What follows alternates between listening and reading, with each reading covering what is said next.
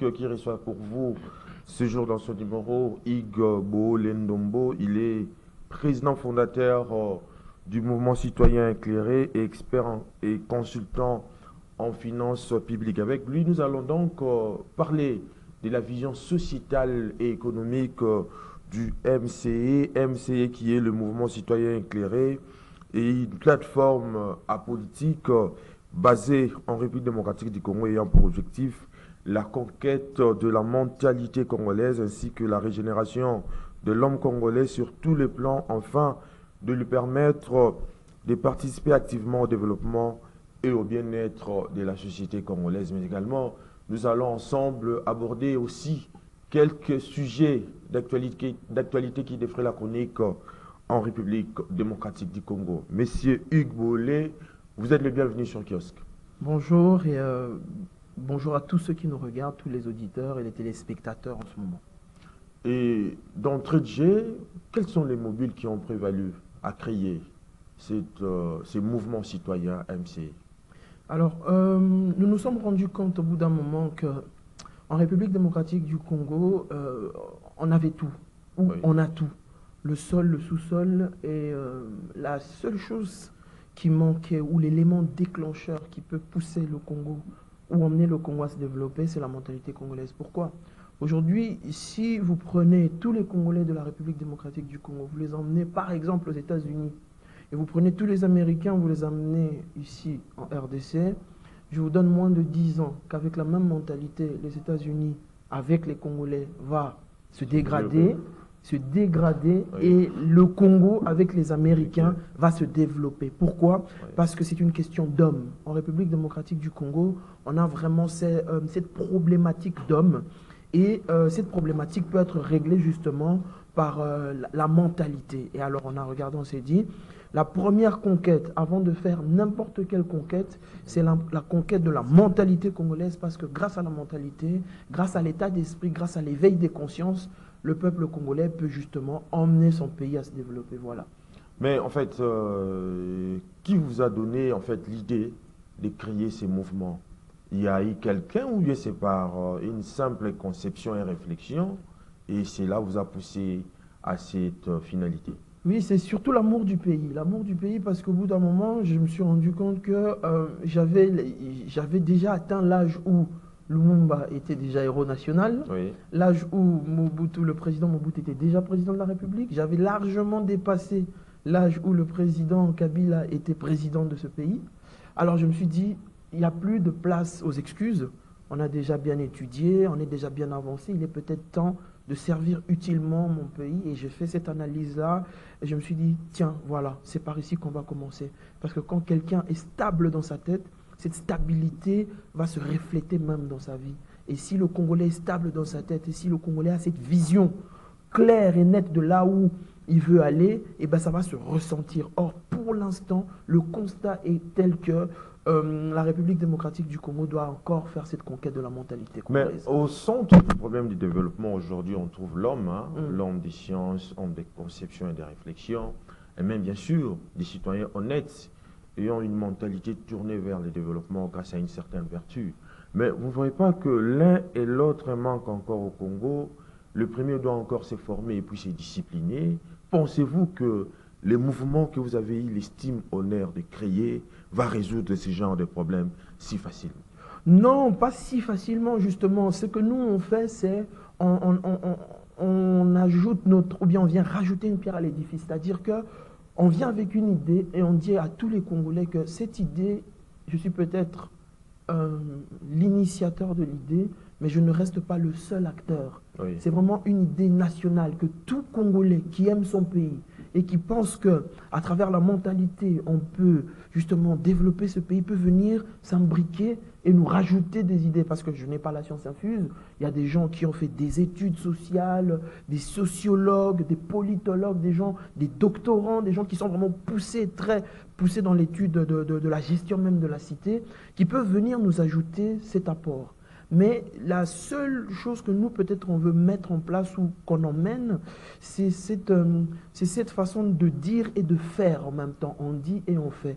Et alors, justement, que ce soit d'un côté ou d'un autre, nous devons passer à l'action. Et Oui. c'est vraiment ça. On dit qu'on veut conquérir la mentalité congolaise, mais on doit aussi passer à l'action directement sur le terrain pour arriver à dégager un résultat. Mais passer à l'action, en fait, les problèmes sur lesquels portent mes réflexions ici Mm, tournent autour de quelques postulats. mm. Tout d'abord, je suppose que tout changement, comme vous l'avez dit, dans le monde social, procède également de l'esprit créateur de l'homme. L'homme conçoit d'abord, puis matérialise et objective ses idées. Mais en conséquence, je crois que ceux qui s'abstiennent du travail de la conception ou les négligent, vous ne voyez pas qu'ils ne peuvent rien créer de durable. Leur état d'esprit, par contre, va favoriser la confusion et les chaos autour d'eux. Oui, c'est vrai. C'est vrai. C'est que on tient compte justement de tous ces paramètres-là. Ceux qui conçoivent et ceux qui n'ont pas justement cette habilité de concevoir et qui génèrent peut-être le chaos autour, ça fait partie des difficultés qu'on peut rencontrer. Oui. Mais somme toute, je pense qu'en tant qu'être humain, la chose la plus importante, c'est la communication. Si on arrive à communiquer, parce que des fois les gens ne comprennent pas les choses parce que nous ne parlons pas, on n'utilise pas leur langage. Oui. Imaginons, je viens pour demander à des chégués dans la rue d'avoir un certain comportement. Je ne veux pas m'exprimer avec ce français. Je dois descendre, parler comme eux. Il faut qu'ils sentent que j'appartiens aussi à leur groupe et que j'ai compris leur code. Tout ça fait partie de la communication. C'est pour ça que vous voyez, il y a des fois, vous voulez communiquer, mais les gens ne comprennent pas votre message parce que vous ne communiquez pas le même langage, vous n'avez pas la même façon de faire les choses. Donc du coup, toutes ces personnes-là, nous les prenons en compte. Et nous ferons ce travail, parce que vous savez, le travail du MCE, c'est un travail qui sera générationnel. Hein. Ce n'est pas en 6 mois qu'on va changer le Congolais. C'est vraiment un travail générationnel, ça peut nous prendre 5, 10, 15, 20 ans. Mais il faut commencer maintenant pour voir les résultats peut-être dans 20 ans. Il faut commencer maintenant, il faut être sérieux maintenant pour qu'on puisse voir justement les résultats. Et donc voilà, on tient compte de ce paramètre des gens qui veulent un peu embrouiller, confondre, créer la zizanie. Mais on va les remettre face à la réalité, face à la responsabilité individuelle. Vous voyez, dans le MCE, vous allez voir que nous prenons cette responsabilité individuelle. Parce que généralement, les gens, quand ils créent le désordre en groupe. Oui. La masse ne réfléchit pas. Mais sortez chaque individu de la masse, isolez-le et responsabilisez-le face à ses actes. Vous allez voir que son approche de la vie va être différente. C'est comme ça même qu'on dit, la masse ne réfléchit pas, la masse est comme un enfant. Alors on veut éviter justement ce discours de masse. Oui. On vise un discours individuel où on dit à chaque Congolais que tel que vous êtes là, effectivement, c'est vous qui allez arranger la République démocratique du Congo. N'attendez pas un effet collectif, parce que le collectif, ce n'est qu'un assemblage d'individualités. Et donc voilà, c'est dans cette méthode-là, dans cette manière-là qu'on va justement essayer de discuter avec ceux qui ne veulent pas forcément nous comprendre. Parle-nous un peu de la vision sociale du MCE. Alors, la vision sociale du MCE, c'est une société imprégnée justement de toutes les missions qu'on a définies, à Oui. savoir une société qui est éveillée, consciente, une société qui participe activement au processus démocratique de son pays, une société qui a compris sa place dans l'échiquier national, régional et mondial. Nous visons justement une société où le Congolais se valorise, le Congolais comprend sa valeur intrinsèque. Le Congolais se valide avant d'attendre la validation de qui que ce soit. Mais tout ceci, c'est un idéal que nous visons. Vous savez, un idéal n'est jamais vraiment atteint, mais tant qu'on fait ou on pointe notre direction vers cet idéal-là, les choses peuvent s'améliorer. Mais en tout cas, la vision sociale, c'est un Congolais éveillé, un Congolais patriote et un Congolais qui a compris sa valeur. Vous ne voyez pas que face à cette réalité, il est vraiment, ou il appartient aujourd'hui aux jeunes générations et aux élites de prendre un autre volet des problèmes, remettre en question certaines données de nos traditions, enfin d'amener à notre avenir d'autres perspectives. Mais dans ce genre de questions, vous ne voyez pas que la passion négative n'est pas de mise. Si, je comprends très bien. Vous savez, les Congolais, en effet, nous devons dialoguer. Hein, nous Oui. devons nous asseoir, dialoguer, comprendre. Il faut d'abord qu'il y ait une forme de communication. Parce que vous savez, on est dans un pays où tout le monde dit détenir la Mais vérité. trop de communication tue aussi la communication. Oui, c'est vrai, mais d'abord, il faut commencer par communiquer. Oui. Et puis, dans la communication, on passe à l'acte. C'est-à-dire que vous fixez des objectifs à court, Oui. à court terme, moyen terme et long terme. Vous avez vraiment un canevas. On ne va pas communiquer que pour communiquer. On ne va pas parler pour parler. Mais c'est-à-dire quand on communique, tout juste après la communication, on se dit tel est l'objectif à court terme. Dans les 3 prochains mois, à l'issue de cette communication, voici ce que nous devons atteindre. À l'issue de cette communication, voici ce que nous allons atteindre à moyen terme et à long terme. Mais sans communication, il sera compliqué d'avancer. Parce que la communication, comme on dit, du choc des idées jaillit la lumière. Et c'est de cette lumière-là que nous allons nous servir pour avancer. Et sur le plan économique et la vision économique du MCE? La vision économique du MCE, on vise une société axée sur un développement durable, inclusif, équitable. C'est même écrit dans notre fameux fascicule du MCE.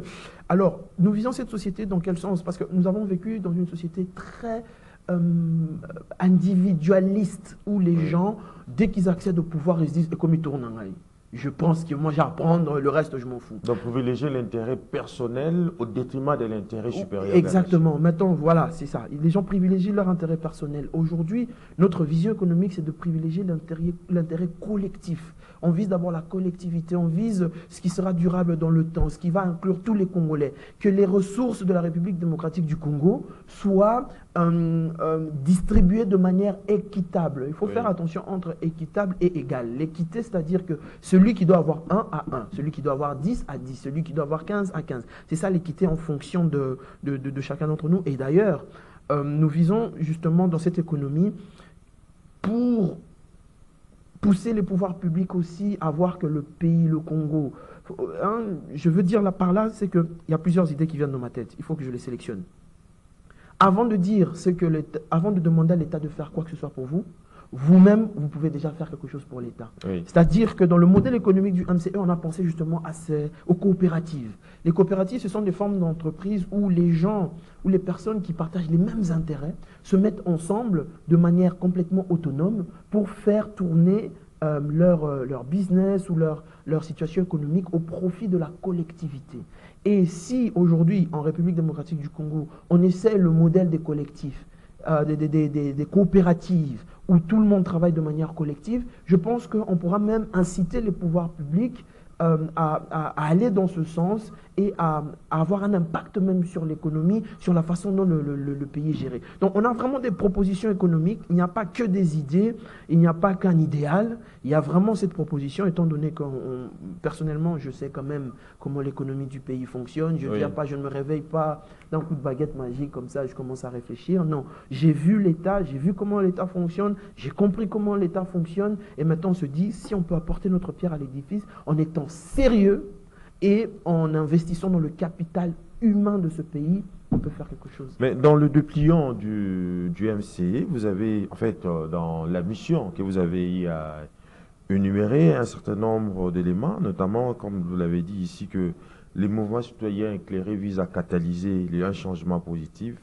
et à promouvoir une société plus juste, éduquée et responsable. Des initiatives éducatives visant à renforcer la pensée critique, la tolérance et la compréhension mutuelle afin de contribuer à la transformation, la mentalité de l'homme congolais. Vous ne voyez pas qu'il faudra du temps pour que cette notion soit une réalité? Oui, bien sûr, en effet. Il faut que chaque Congolais ou chaque personne qui nous regarde comprenne que dans la vie, il y a un facteur qu'il ne faut jamais négliger, c'est le temps. Il ne faut jamais négliger, parce que même vous, pour que vous deveniez ce journaliste qui pose des questions, il a d'abord fallu que vous soyez dans le ventre, et que vous deveniez bébé, et que vous grandissiez, et que vous alliez à l'école, et que vous appreniez jusque pouf. Aujourd'hui, vous êtes assis là, vous êtes debout avec moi en train de me poser des questions. C'est le temps qui fait de nous ce qu'on est. Et généralement, les gens oublient ce paramètre du temps. Alors, nous, justement, on veut se dire qu'on a des idées, on implémente des idées, et il faut laisser le temps, que le temps fasse justement son travail, que les gens prennent le temps de comprendre, que les gens prennent le temps d'intérioriser, que les gens prennent le temps de se remettre en question. Et c'est très important, ça prendra du temps. Mais si on commence maintenant, dans 20 ans, on va se dire, heureusement qu'on a commencé ce travail il y a 20 ans. Parce qu'aujourd'hui, les sociétés, même les sociétés occidentales, que ce soit, bon, même si aujourd'hui l'hégémonie occidentale tend vers son déclin, on voit que ce sont des sociétés où c'est des gens qui se sont préparés et qui ont vraiment fait le travail sur le temps. Je prends un exemple simple d'un joueur de foot, par exemple, aujourd'hui adoubé dans le monde, Kylian Mbappé. Aujourd'hui, tout le monde voit, par exemple, Kylian Mbappé comme la star du foot, mais ce garçon a commencé depuis qu'il était tout petit. Donc, tout ça pour dire que le temps est très important, est un facteur non négligeable dans toute démarche humaine. Les exemples du passé nous encouragent et nous édifient en même temps, mais face à la situation de la République démocratique du Congo, comme vous le savez, notre pays, depuis son accession à la souveraineté nationale et internationale, se débat dans de sérieuses difficultés économiques, sociétales, aggravées également par des puissances inavouables de certaines puissances étrangères qui font fi aujourd'hui de nos aspirations les plus légitimes. En ce moment-là, jusqu'à ce jour, le Congo a toujours été cette véritable vallée des larmes. Du fait du sang et la guerre à l'Est vous en duplice, la situation politique ne fait que se détériorer chaque jour. Que prévoit le MCE face à une telle situation? Alors, justement, vous vous rendrez compte que dans toute question que vous posez, ça demande d'abord une analyse psychologique. Oui. Le Congolais a toujours, ou même pas seulement le Congolais, hein, même si on vise le Congolais, mais le Noir a toujours vécu dans cette culture de la victimisation et du paternalisme occidental. Oui. Et sachez que les Occidentaux ont compris que l'homme noir ou le Congolais pleure tout le temps et il a tout le temps besoin d'assistance. Et eux, ce qu'ils font, bâton carotte. Ils vous donnent un peu, ils vous tapent, ils vous donnent un peu, ils tapent, ils tirent leurs intérêts. Sachez que les Occidentaux n'ont aucun intérêt que la République démocratique se développe. Là, je le dis à la télé, et même si moi-même j'étais occidental, ou j'étais de l'Europe, ou que j'étais caucasien, j'aurais eu aucun intérêt que le pays se développe, comme un pays comme la RDC. J'aurais voulu qu'il y ait des guerres, des troubles, des problèmes ethniques. Ça les arrange. Mais il faut se poser encore une question plus profonde. C'est que, justement, ces forces-là utilisent ce que nous-mêmes on met déjà en évidence. C'est que le Congolais doit se valider. Le Congolais doit comprendre l'essence de ce qu'il est. Le Congolais doit connaître son histoire. Très peu d'entre nous connaissons l'histoire de la RDC, très peu d'entre nous connaissons l'histoire du sol et du sous-sol. Il y a beaucoup de choses que nous n'avons pas apprises. Alors c'est comme ça qu'on a dit, pour contrer ou bien pour justement dévier toutes ces difficultés, oui, il faut que l'homme congolais soit éduqué. C'est à travers l'éducation. L'éducation, la formation, la sensibilisation.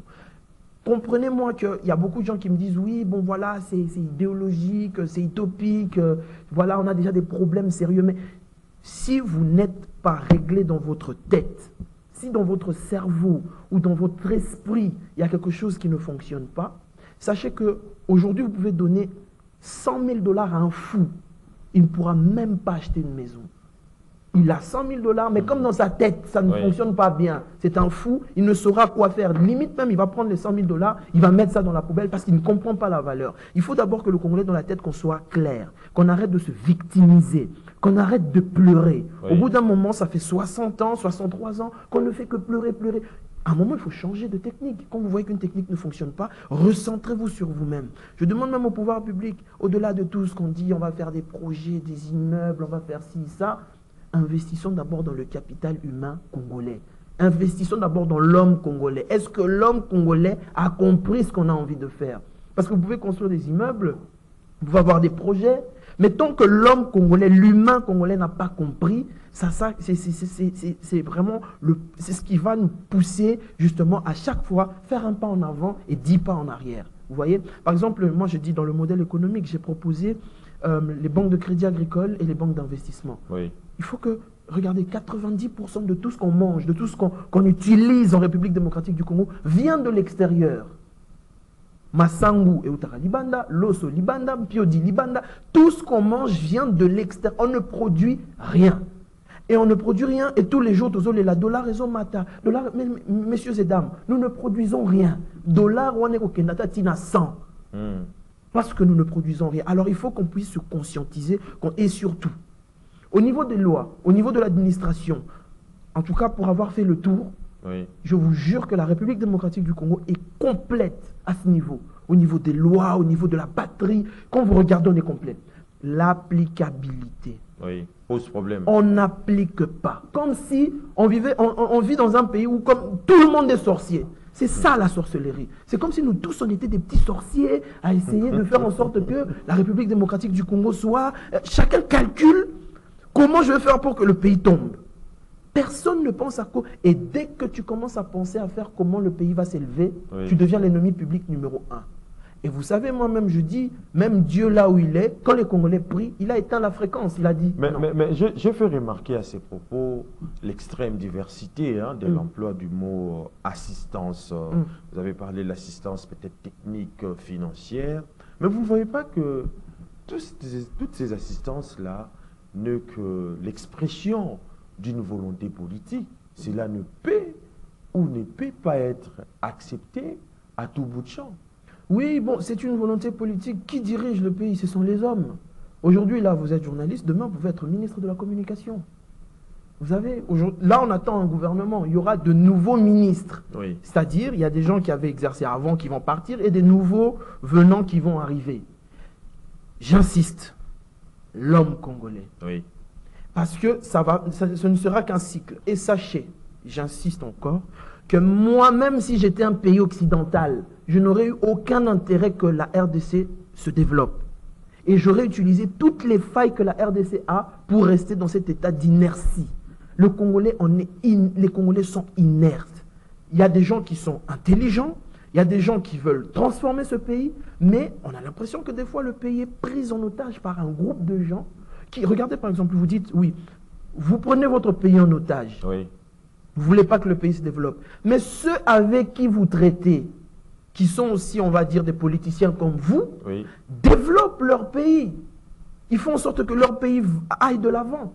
Et aujourd'hui, c'est vrai que la guerre à l'Est, ça nous fragilise. Mais j'ai toujours une question. Que fait-on des zones où il n'y a pas de guerre? Est-ce qu'on n'a que les mines en RDC? On n'a pas que les minerais. Vous savez que le 2/3 du pays est couvert d'une forêt. Oui. On a le bois, on a le sol et le sous-sol qui est riche, on peut faire l'agriculture.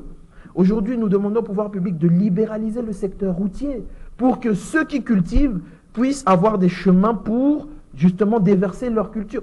On a tellement de choses qu'on peut faire. Mais vous ne voyez pas que cela remet sur la slate la question sur la réhabilitation ou la création des routes à des déserts agricoles? Bien sûr. Déjà, nous devons... Une des premières choses, à part la mentalité congolaise, si nous voulons évoluer, Oui. nous devons contrôler notre nourriture, Oui. ce qu'on mange. Pêche, agriculture, élevage. Aujourd'hui, quelqu'un te dit, je suis agronome, on dirait Pamba. Eh bien, agronome, ou hasard pêcheur, ou hasard... Non, nous devons valoriser les métiers. On ne contrôle déjà pas ce qu'on mange. C'est normal qu'on tombe malade, que les gens aient des crises cardiaques à 45 ans, parce que la nourriture que vous avez, vous ne contrôlez pas, vous ne produisez pas. Déjà, même quand je viens pour ce concept de l'évolution des mentalités, Oui. le premier discours que j'entends, les gens me disent, donne-nous du pain, on veut d'abord manger. Si tu nous donnes à manger, on va t'écouter. Dans un pays où le sol et le sous-sol est riche, les gens ne produisent pas. C'est quand même pas normal. Vous voyez, il faut vraiment qu'on tape le poing sur la table et qu'on puisse se dire que qu'est-ce qui se passe? Pourquoi on n'arrive pas à produire? Les Occidentaux, là, tout ce que vous voyez, que ce soit... bon, je n'ai pas envie d'entrer en conflit avec des institutions inutilement à la télé, Oui. mais sachez que aucun d'entre eux n'a intérêt que ce pays se développe. Aucun. On va vous faire des prêts, on va vous donner des conditions pour vous prêter de l'argent, et puis on vous prête de l'argent, et puis vous entrez dans des contrats léonais, et puis finalement vous vous retrouvez endetté, vous ne comprenez pas, même l'argent qu'on vous a prêté n'a aucun impact sur le pays. C'est compliqué pour la Mais République. vous, en fait, parce que puisque nous parlons également de l'aspect économique du MCE, il y a aujourd'hui sur le plan économique, en République démocratique du Congo, cette problématique de l'endettement. La dette intérieure et extérieure de notre pays, selon les statistiques livrées par la DGDEP, a franchi la barre des 10 milliards de dollars. Mais par là, vous ne voyez pas que le remboursement et le paiement d'intérêts exigés par le créancier, ceux-là sont hors d'atteinte et empêche toutes sortes de développements. Oui, justement, vous voyez, c'est qu'on on prête l'argent à la République démocratique du Congo sous des conditions. Oui. Parce que, mettez-vous un peu à la place de celui qui nous prête de l'argent. Une seconde. Il sait que je prête de l'argent à des gens qui ne sont pas sérieux. Parce que, disons-nous la vérité, nous sommes des Congolais, je vous dis, j'ai dépassé l'âge où Mobutu était président de ce pays, j'ai dépassé l'âge où Lumumba était Premier ministre de ce pays, j'ai dépassé l'âge où le président Kabila était élu président. Donc, j'estime que nous pouvons parler et nous regarder dans les yeux. Oui. Celui qui nous prête l'argent, c'est que le Congolais a un problème de sérieux dans son travail. C'est normal qu'ils mettent des taux d'intérêt compliqués. Parce que l'argent qu'on va vous prêter, ça va aller dans vos poches. Littéralement. Et de notre côté aussi, celui qui nous prête, c'est que tu ne produis pas, tu ne fais rien. Tout ce que tu as besoin, c'est qu'on te donne l'argent pour que tu puisses gérer des petites affaires et puis tu vas encore revenir t'endetter. Il faut que les gens comprennent que pour la notion de la dette, l'argent, ça veut dire la richesse rime avec la dette. Ce sont deux notions liées. Oui. Quelqu'un qui a beaucoup d'argent et quelqu'un aussi qui est très endetté. Or, la différence entre un riche et un pauvre, c'est la capacité de solvabilité. Un riche peut apurer ses dettes, alors qu'un pauvre a l'incapacité d'apurer ses dettes. Oui. C'est juste ça. Mais sachez que plus un pays est riche, plus ce pays est endetté. L'exemple, les États-Unis, c'est parmi les pays les plus endettés au monde, et même leur dette souveraine est détenue par la Chine. C'est pour ça que vous voyez même dans la géopolitique, même dans l'économie, la Chine tient un peu les États-Unis parce que la Chine détient la dette souveraine américaine. Ça, c'est un fait. Mais maintenant, ici, on nous dit la République démocratique du Congo est l'un des pays les moins endettés au monde. Mec.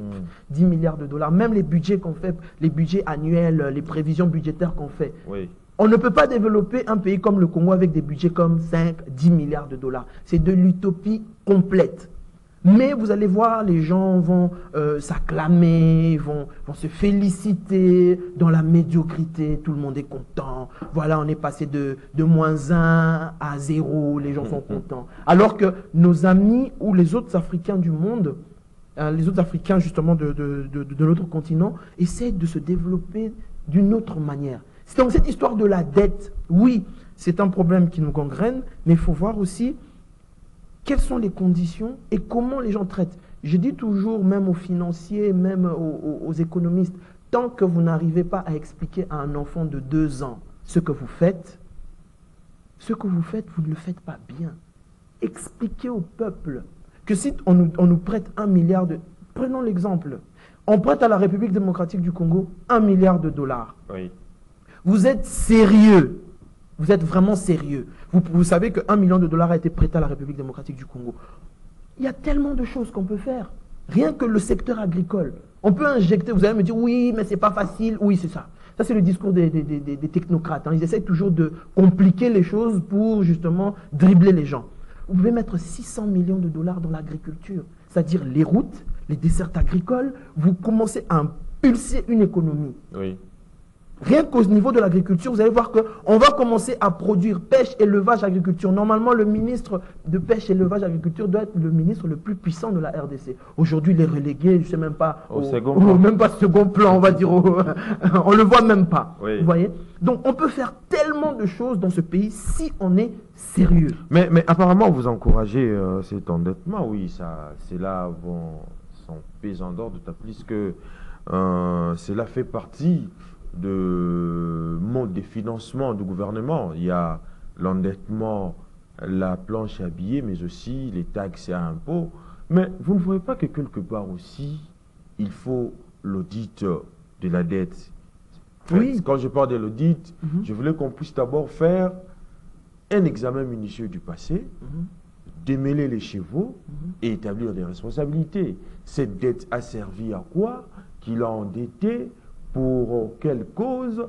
Pour quelles conditions? Est-ce que cela n'a pas servi à des projets mégalomaniaques ou cela a permis au pays de mieux se développer? Oui, comme je disais au début, au niveau administratif et au niveau légal, nous avons toute cette batterie-là qui existe. Oui. Nous avons toutes ces lois, nous avons toute cette administration, nous avons toute cette manière de faire l'audit, de comprendre comment les choses n'ont pas été ou qu'est-ce qui fera que les choses avancent. Mais on revient toujours sur la question de l'homme congolais. Oui. On revient tout. Vous pouvez me dire ce que vous voulez. Vous pouvez me dire n'importe quel secteur que vous voulez qu'on développe. On va retomber sur l'homme congolais. Alors, le premier secteur où on doit vraiment, justement, se pencher, c'est sur la tête. Parce qu'on peut faire des audits. Oui. On peut dire, on peut démêler, on peut envoyer des gens en prison parce que les choses n'ont pas été faites X ou Y. Mais est-ce pour autant que l'homme congolais a changé? Est-ce pour autant que l'homme congolais a compris? Est-ce pour autant que l'élite congolaise, parce que nous là qui mettons costume, cravate, des fois on est pire que ceux qui ont la machette. On appelle même les koulouna en cravate. Oui. C'est compliqué parce que le Congolais n'aime pas son pays. Moi, c'est vraiment un cri d'alarme que je suis en train de faire. Beaucoup de gens me diront, tu es utopiste, le jour où on va te donner le pouvoir, tu ne vas rien faire comme tout le monde. Mais vous voyez déjà que même dans notre maxime, les gens sont déjà négatifs avant même d'accéder au pouvoir. Oui. Les gens sont même déjà les gens prononcent des paroles négatives sur leur propre pays. Vous voyez quand quelqu'un se réveille le matin et dit Naza Kolemba, je ne suis pas beau, je ne suis pas bien. Toute la journée de cette personne-là va continuer dans la fatigue, il va continuer à se trouver pas beau. Alors que quand une personne se réveille, Oui. confiant, même si Azan Ampia Kamazan a confiance et que vous ne comprenez pas pourquoi il y a des gens qui ont un charisme. Parce qu'ils le ressentent à l'intérieur. Ce sérieux-là, l'homme congolais, la conquête de la mentalité congolaise à travers l'éducation, et on met le temps des objectifs à atteindre. Vous faites le SMART, des objectifs que vous savez, nous allons passer d'un point A à un point B, nous allons contrôler et nous allons sanctionner. Mais avant de sanctionner, il faut d'abord vulgariser, que les gens comprennent. Qu'est-ce qu'on veut faire? Même spirituellement, j'ai envie de dire aux pasteurs, aux églises, aidez-nous. Vous qui prêchez la bonne nouvelle, vous qui parlez de Jésus, vous qui parlez du paradis, dites aux Congolais que ce n'est pas en allant à l'église qu'il va se développer. C'est en travaillant que le Congolais va se développer. C'est en aimant ce pays. Je vous dis, ça vous a peut-être l'air utopique, ça vous a tellement peut-être l'air banal, mais c'est vraiment la base d'une personne, la tête. Si dans notre tête, les Congolais, ce n'est pas clair, peu importe ce qu'on va faire, ne sera pas clair et nous allons finir tout le temps en queue de poisson. Parce que, imaginez demain, les Occidentaux, même les bailleurs de fonds, ils arrivent, ils prêtent à la RDC 10 milliards de dollars. Ils voient que la RDC a rempli son carnet. Nickel. Tout ce qu'on avait prêté, c'est propre. Les routes se sont créées. Même eux-mêmes, ils vont commencer à avoir peur. Ils vont se dire, waouh, le pays commence à se développer. Peut-être qu'on va travailler. Posez-vous la question, et je le dis à la télé. Je prends même un moment de silence. Pourquoi on passe par d'autres pays pour voler nos minerais, Oui. ok? Alors que on peut passer par les dirigeants de nos propres pays pour justement avoir des accords sur ces minerais et que chacun puisse se développer. Parce que quelque part, même à l'extérieur, on a l'impression que quand tu deals avec un Congolais, le Congolais n'est pas sérieux. Il va dire A, et puis il va rentrer, il va faire B, B'. Pourquoi? Parce que dans sa tête, c'est pas clair. Parce que dans sa tête, c'est pas défini. C'est ça le travail qu'on a envie de faire. À partir du moment où on s'aime, à partir du moment où on veut se développer sérieusement et qu'on pose des actions, on est sérieux, vous allez voir que ce pays va se développer. Mais vous ne voyez pas que il faudra aussi une prise de conscience face à ce que vous avez évoqué, une prise de conscience politique indispensable à une élite qui serait prêt aussi de créer au Congo des conditions de vie meilleures à son épanouissement, à son, je dirais même,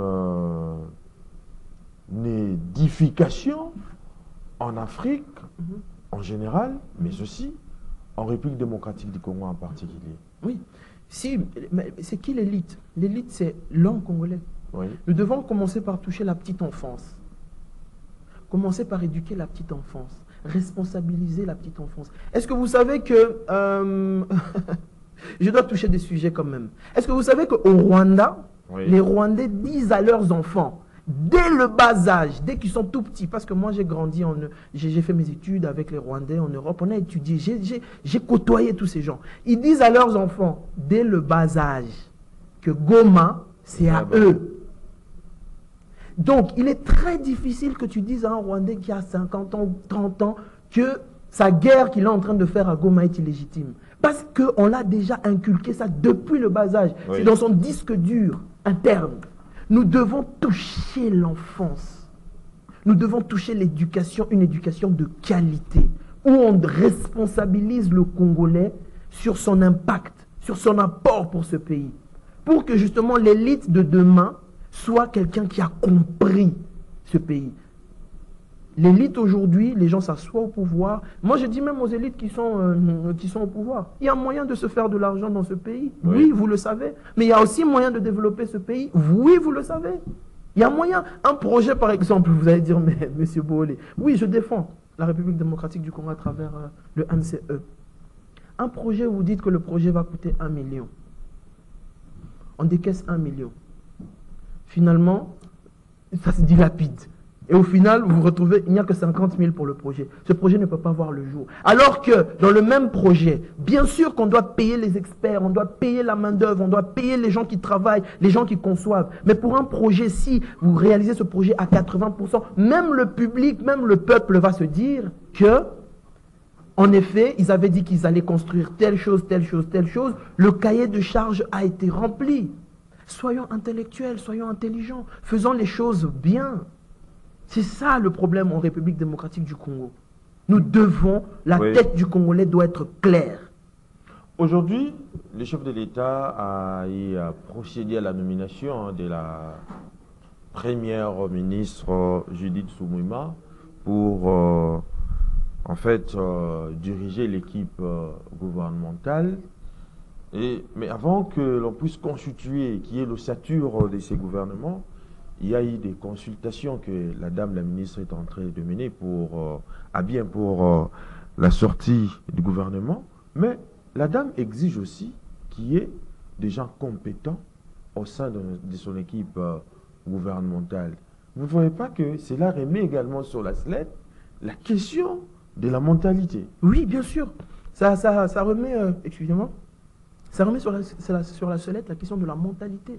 Et vous verrez aussi, même en République démocratique, il y a des gens qui dirigent, ce sont des incompétents. Pardon, il y a beaucoup d'incompétents qui nous dirigent. Vraiment des gens qui ne savent pas t'aligner 2-3 phrases en français correctement, des gens qui ne savent pas écrire, des gens qui ne connaissent pas l'administration, des gens qui sont parachutés. C'est important qu'il y ait de la compétence. Oui. Que vraiment qu'on sente qu'une personne qui dirige, c'est une personne compétente. Attention, la compétence ne veut pas dire forcément intelligence. La compétence, c'est la capacité de se dire que nous allons passer d'un point A vers un point B via des méthodes et des stratégies qu'on va bien tenir en compte. Une personne peut avoir été, on va dire, une personne peut avoir été peut-être en 6e des humanités, il n'a pas été à l'université, mais dans la gestion est plus compétente qu'une personne qui a un doctorat. Parce que dans la compétence, on demande la compétence sur le terrain. Oui. Il y a beaucoup de docteurs, il y a beaucoup de professeurs. Le pays a toujours été dirigé par des professeurs, des éminents qui ont 40 000 diplômes. Mais c'est des gens qui n'ont pas été compétents parce qu'ils n'ont pas mené des projets d'un point A à un point B et des projets finis. Alors, il est peut-être temps, même dans la constitution du gouvernement, qu'on puisse prendre des gens qui ont déjà mené des choses visibles. On sait que telle personne, dans sa vie de tous les jours, a déjà fait tel projet, a déjà réussi à faire telle chose via ses propres forces. Oui. Ce n'est pas des gens qui vont venir apprendre dans le gouvernement. Des gens, ils viennent comme ça pour diriger. C'est au moment où ils s'assoient qu'ils commencent à apprendre. Non, c'est ça justement, cette compétence dont je pense même les dirigeants et même la première ministre sont en train de rechercher. Des gens qui savent travailler. Des gens qui sont sérieux. On va vers on quitte un point A, j'insiste, on quitte un point A vers un point B, des gens qui connaissent. Et la jeunesse aussi. Pourquoi oui. La jeunesse? La jeunesse n'a pas cette cupidité que les personnes plus âgées ont. Les vieux se disent... Regardez, moi je dis, regardez la génération de ceux de 1955, à partir de 55 jusqu'à 70, plus ou moins. Hein? Quand vous parlez avec eux, ils vous diront, petit, petit, non, mon jeune frère, ce pays est dans une crise profonde. C'est une crise qui ne dit pas son nom. Dit petit, Salamakamunayo, débrouille-toi. On se rend compte que ces gens-là, oui. qui nous parlent en off, en on, ce sont eux les ministres. C'est regrettable. Ce sont eux les dirigeants. Alors, quand vous avez déjà un état d'esprit des gens comme ça, il est compliqué d'atteindre des objectifs. Ce pays nous appartient à nous tous. Ce pays appartient aux jeunes tout comme aux vieux. Oui. Ce pays, la RDC, il n'y a personne qui va dire « moi j'ai la science infuse ». Personne. Nous tous, les Congolais, nous devons nous mettre en... Parce que, regardez, dans 500 ans, on sera tous appelés ancêtres. Hein. Les gens dans 500 ans vont prier « les ancêtres, nos ancêtres priez pour nous ». Mais vous, là, les ancêtres, maintenant, qu'est-ce que vous faites? Rien du tout. Vous voyez? Donc vraiment, je viens avec un discours, c'est vrai que je n'ai pointé personne du doigt directement, Oui. mais je pointe l'ensemble de la population congolaise, surtout la classe dirigeante aussi, pour qu'on puisse faire des choses quand même à un moment qu'on se regarde dans les yeux, qu'on se dise que s'il vous plaît, soyons sérieux. Monsieur Hugues Bolé, les drames du moment actuel et les faits que nous vivons aujourd'hui, un deuxième mandat du président de la République, Félix Antoine Tshisekedi Tshilombo, qui tangue entre l'obligation de consolider les acquis et un désir de rupture pour marquer la différence entre les deux législatures. Mais en tant que mentaliste, J'adore. comment voyez-vous cette réalité? J'aime beaucoup mentaliste. Oui, vous savez, le président de la République, c'est lui qui tient le bâton de commandement. Dans la façon dont il a été élu et voté, comment il représente le pays, c'est par qui les bénédictions de la RDC passent pour atteindre tous les Congolais. Mais il faut savoir aussi que le président de la République, il n'est pas omniprésent. Oui. Les Congolais, c'est vrai qu'il a envie de consolider les acquis et de marquer une rupture parce que nous pouvons nous tous voir que le président a envie de faire quelque chose. On sent qu'il y a une envie, on sent qu'il y a une volonté de faire quelque chose. Mais les Congolais, nous devons aussi... Ce pays n'est pas que le pays du président de la République. Le président de la République, c'est celui qui tient le bâton de commandement. Oui. Mais ça doit être un élan collectif de tous les Congolais. Parce que plus nous on travaille, plus nous on est sérieux, plus on facilite la chose. Vous allez voir que ça va faciliter aussi au président de la République et à cette politique qui va être mise en place. Moi, j'insiste ici en disant que le mouvement citoyen éclairé travaillera toujours avec l'institution présidence de la République parce que c'est elle qui donne le là. Oui. Okay? Et dans cette configuration des choses, en tant que jeune, en tant que patriote, en tant que même représentant des sans-voix, nous voulons que, justement, qu'il y ait ce sérieux des gens qui accompagnent une vision pour le pays. Parce qu'après, le président, il n'est pas éternel. Il va partir un jour comme son prédécesseur aussi était parti. Oui. Mais l'État continue à évoluer. Alors nous, les Congolais, nous devons accompagner cette vision, accompagner le pays. Nous n'accompagnons pas un individu. Que ceux qui soient dans l'opposition, dans la majorité X ou Y, sachez que nous tous, nous concourons pour la République démocratique du Congo. Oui. Et justement, cette rupture-là peut être marquée par... une classe dirigeante consciente, une classe dirigeante qui veut mener à bien des projets, et un peuple aussi conscient, et un peuple qui comprend son impact individuel et son impact collectif par rapport à cette vision de l'État. Donc, le président n'a pas la tâche facile, mais s'il est entouré des personnes qui sont sérieuses, oui, des personnes qui ont compris sa vision, des personnes qui ne viennent pas pour s'enrichir, mais des personnes qui viennent pour travailler, je ne dis pas que vous devez gagner votre pain, vous devez être payé, mais vous devez, les gens qui travaillent avec le président de la République, vous devez construire ce pays. Et même nous, qui ne travaillons pas directement avec le président de la République, nous avons l'obligation de construire le pays parce que c'est notre Congo. C'est la raison pour laquelle que certains d'entre nous, par exemple le MCE, nous visons la conquête de la mentalité congolaise. Nous avons fait la descente à l'université de Kinshasa, où les étudiants nous ont accueillis en grande pompe, le recteur, les doyens. On a senti vraiment qu'il y a une volonté, il y a une demande. Et maintenant, le mardi prochain, nous serons à l'université protestante au Congo, UPC, oui, justement pour continuer à divulguer ce message, pour continuer à parler de la mentalité congolaise à la prochaine classe dirigeante, parce que les étudiants, on a commencé par eux, parce que ce sont eux qui vont diriger. Donc, somme toute, pour revenir vraiment à votre question, c'est vraiment que le président de la République puisse investir dans le capital humain, même si lui-même, il ne voit pas les résultats directs pendant son mandat, mais que là, comme on est dans un principe de continuité de l'État, que ça puisse faciliter les prochains qui vont s'asseoir justement à cette place de président ou les prochains dirigeants à implémenter quelque chose sur le long terme. Et la nomination d'une femme comme première ministre en République démocratique du Congo, est-ce que cela va impulser une dynamique?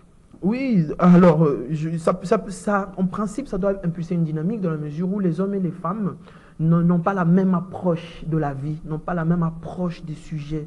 Les femmes ont une approche un peu différente. Mais c'est pas surtout parce que Madame Judith Souminois, c'est une femme, je pense surtout c'est parce qu'elle a les compétences requises pour s'asseoir à cette place. Maintenant, ça va être à elle de s'imposer. Ça va être à elle de donner l'impulsion pour matérialiser la vision du président de la République.